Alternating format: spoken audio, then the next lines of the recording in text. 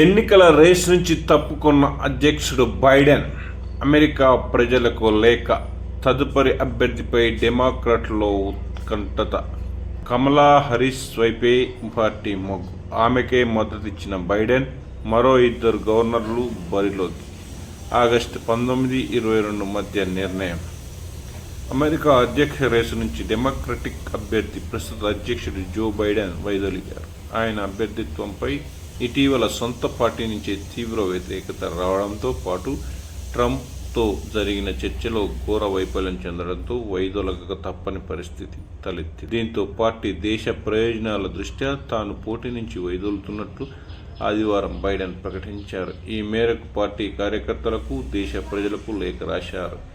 ఎన్నికలకు ఇంకా 4 నెలలే మిగిలి ఉన్న సమయంలో బైడెన్ పోటీ నుంచి తప్పుకోవడంతో అయోమయ పరిస్థితి నెలకొంది. బరిలో ఎవరు నిలుస్తారన్న దానిపై ఉత్కంఠతకు తెరలేచింది.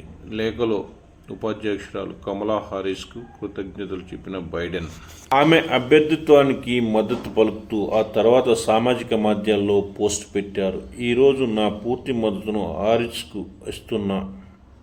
ఆమె అభ్యర్థిత్వాన్ని ఆమోదిస్తున్న డెమోక్రాట్లు ఐక్యంగా ట్రంప్ను ఓడించండి అని ఆయన పేర్కొన్నారు.